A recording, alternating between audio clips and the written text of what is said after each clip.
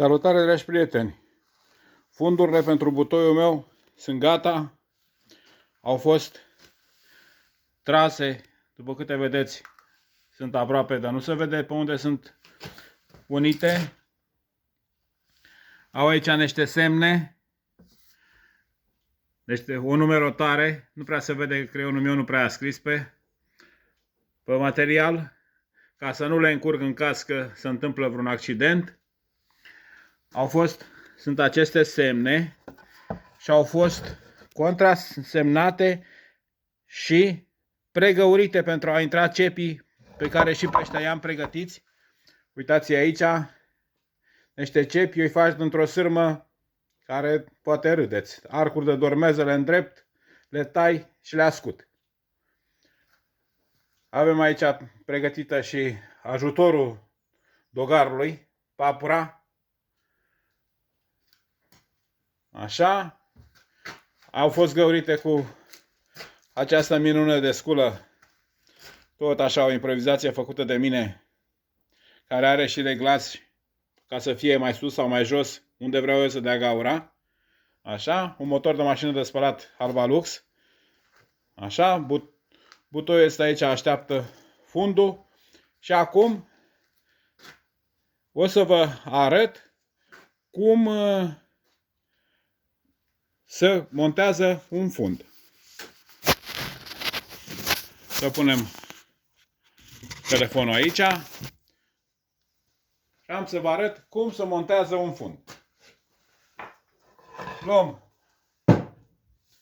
o aripă, cum zice câte un client, zice, faci o aripă dintr-o scândură care e mai rea. Prindem 2 cepi, nu-i batem de tot, se vor bate când se va pune cealaltă bucată de material. O să pun papura de genul așa, pun eu papura. Odată încolo, mai iau încă o foaie și o pun invers. Pentru că este destulă pe canale, pe lungă. Așa, un secret pe care l-am văzut că nu-l știu mulți. Papura trebuie să fie umedă, udată în prealabil cu apă și când se taie să fie verde, nu uscată. Nu când... Așa, ca să batem fundul avem nevoie de o bucată de lemn pe care să batem, altfel ciocanul va face urme pe așa și pe acolo va curge.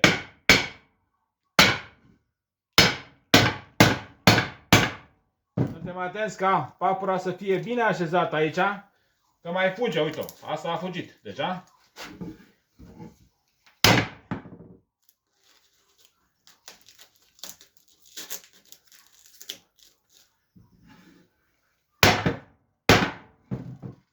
Bun. Încă nu e strâns, mai batem puțin.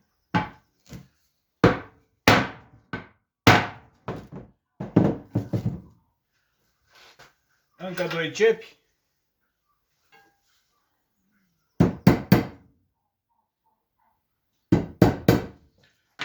Se face pregăurire pentru că altfel s-ar sparge. Unii colegi meseriași am văzut lucrează cu cep din lemn. Apoi la câte butoaie am desfăcut eu, la niciunul n-am găsit cep din lemn decât la alea făcute acum 100 și ceva de ani, când nu existau cuie. Există și niște cep de cumpărat, dar nu i-am găsit pe nicăieri. Poate comandați la vreun depozit. Suntem atenți ca cepii noștri să intre în găuri. Sunt găuri făcute și pe o parte și pe cealaltă.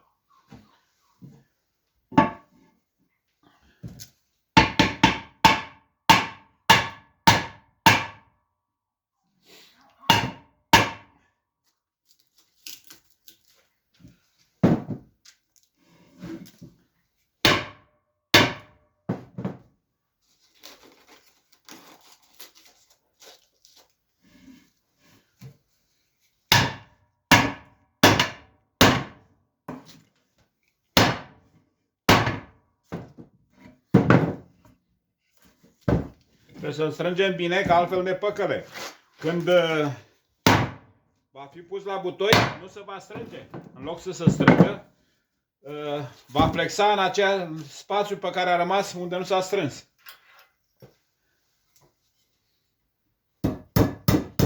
De ce se pune papură? Papura nu se pune neapărat că ar curge. Aici este tras, super tras, deci nu are cum să curgă. Dar eu pun papură și se pune papura pentru a da o elasticitate fundului, pentru că materialul lucrează. Scade și se umflă. Și ăsta este o toleranță a acelui moment în care lemnul a scăzut.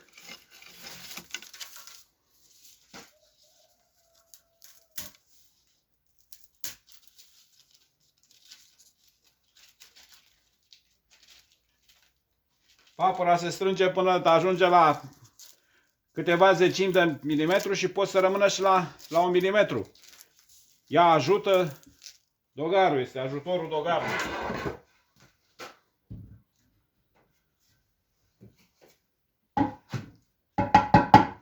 Să batem cu ciocanul, că v-am spus, face urme. Și urmele alea nu-și mai revin. Totdeauna cu o bucată de lemn.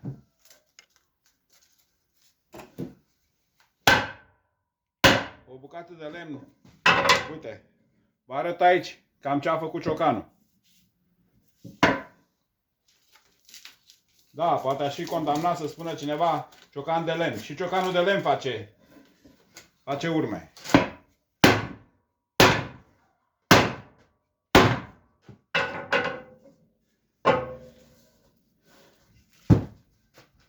Bun, încă 2 cepi și fundul nostru va fi gata.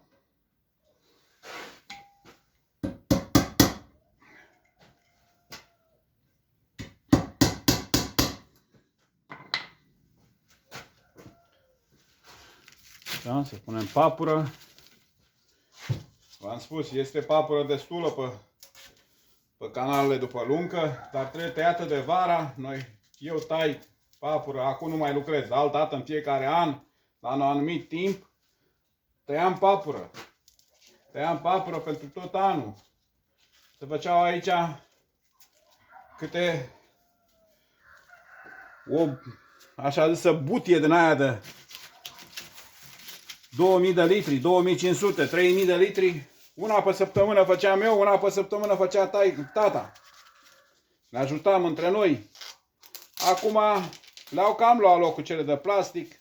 Sunt cuburile de o tonă care sunt pe toate drumurile. Foarte ușor de spălat, foarte ușor de manevrat. Încă am văzut pe unii că le încarcă cu stivuitorul și le duc la cazan fără să le mai descarce.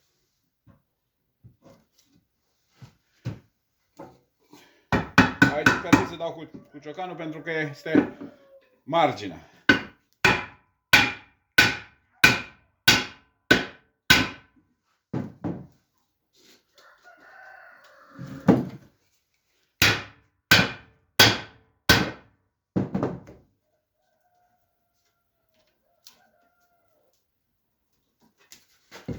Vrea să stea unde trebuie și o împingem puțin cu un cuțit ca să fie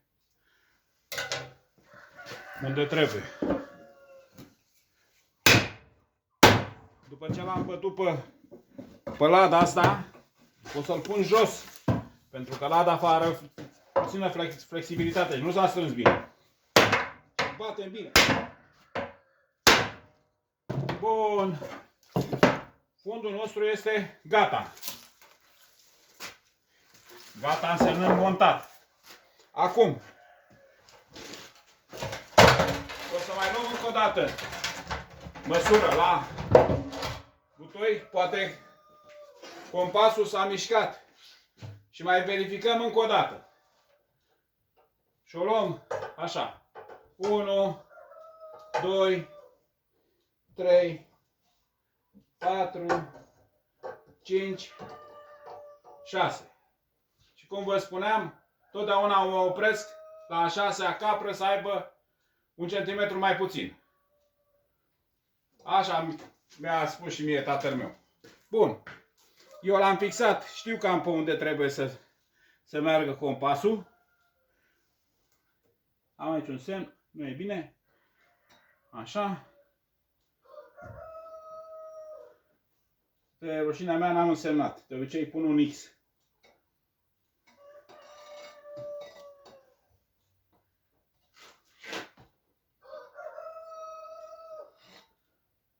Bun.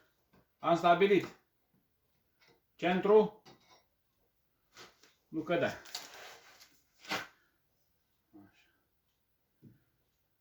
Nu mă mai duc pe banc pentru că mă depărtez de cameră și am zis să vă arăt, să vedeți ce fac. Acesta va fi centru. Bun. Și o luăm totdeauna, niciodată spre exterior. Însemnăm. Până aici. Bun. De aici o luăm invers.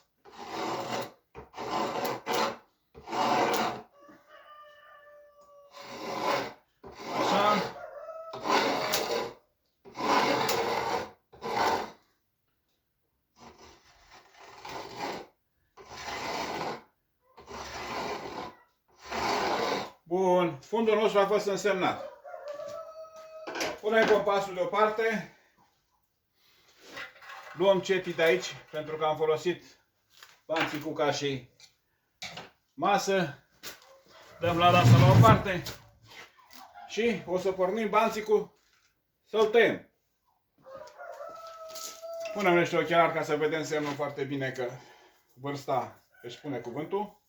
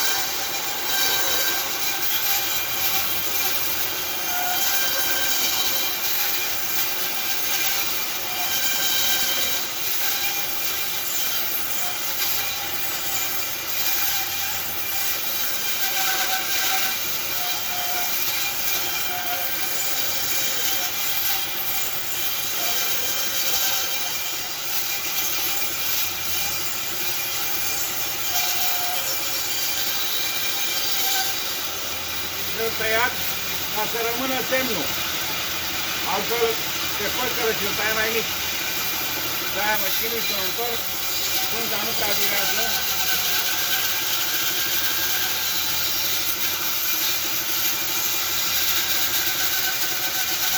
Trebuie tăiat totdeauna pe exteriorul semnului.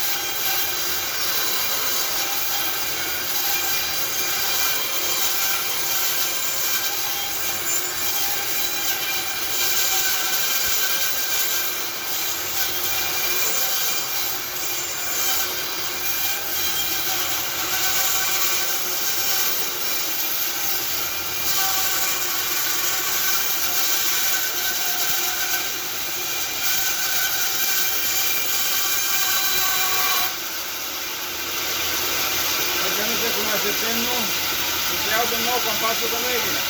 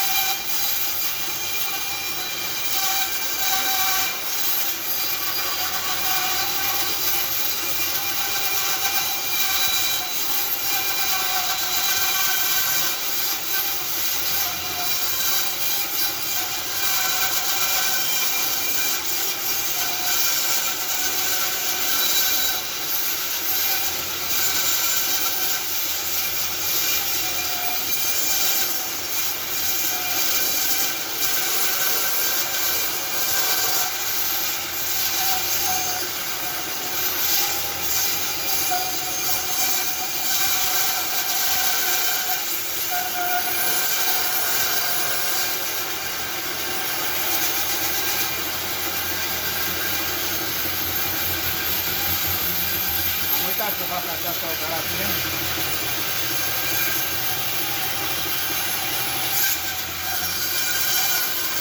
Am avut ca să țină ca vine mai acum, dar de până drept.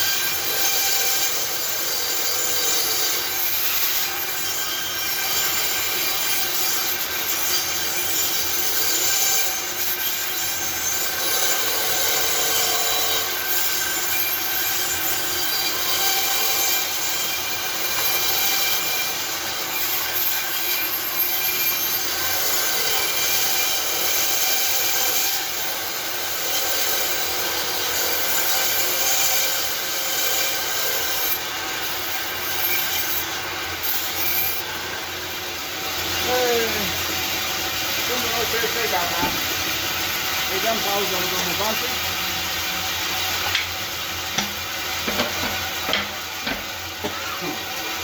Bucățile de rest sunt bune ca aparent. Așa. Acum, curățăm resturile de papură. Trebuia să le curăț și de înainte.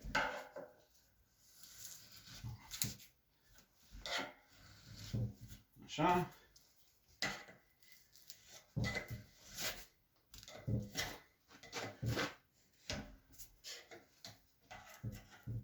Niciodată papura nu se smulge, se taie.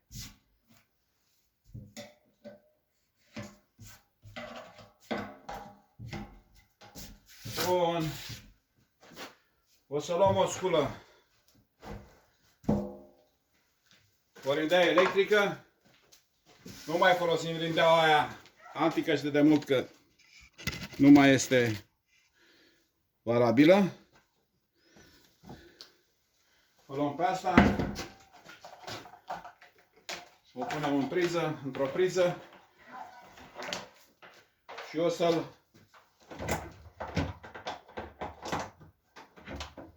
să-l aranjăm aici să fie drept și o să luăm un pic de, o să-i facem un pic de teșitură pe partea asta, pe față.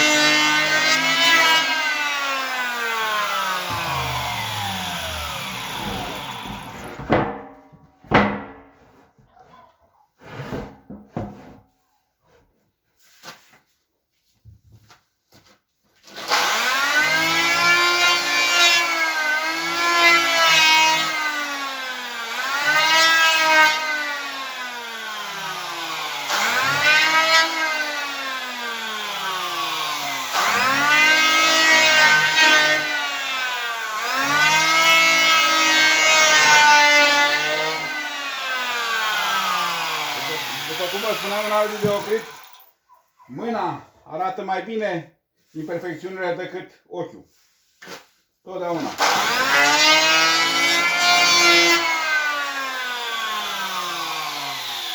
Bun.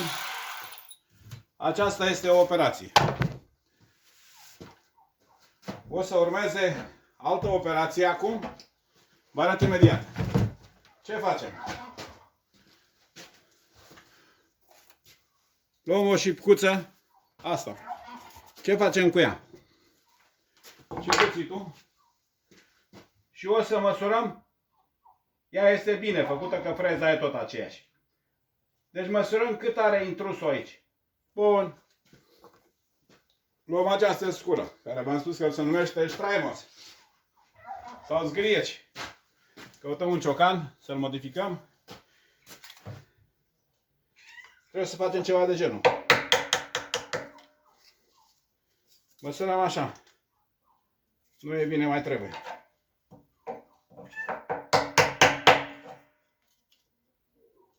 Cam mult. Mai dăm înapoi.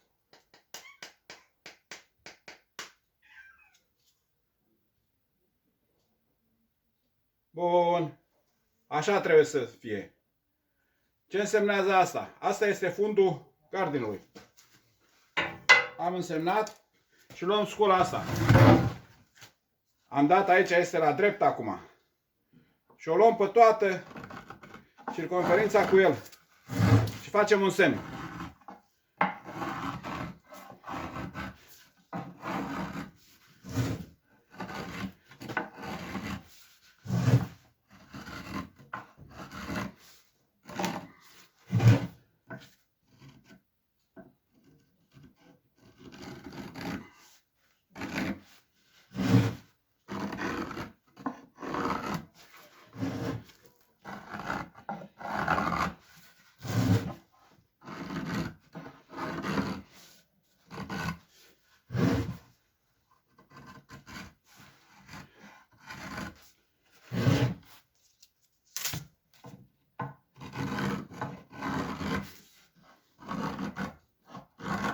Bun, l-am însemnat. Acum o să-l aducem cu rideaua electrică până aproape de semnul ăsta. Când o să fie aproape de semn, dăm mai repede ca să-l facem. Când o să fie aproape de semn, o să-l ducem și o să-l prindem pe banc și o să-l luăm la fix, tot așa, să rămână semnul, că altfel va curge. Dacă nu-l luăm, să rămână semnul. Și îl punem tot aici. Eu de obicei îl duc pe banc, dar ca să fiu în cadru cu camera, să nu mai mut, nu sunt eu așa de priceput să fac joncțiuni la filmare, fac în același cadru.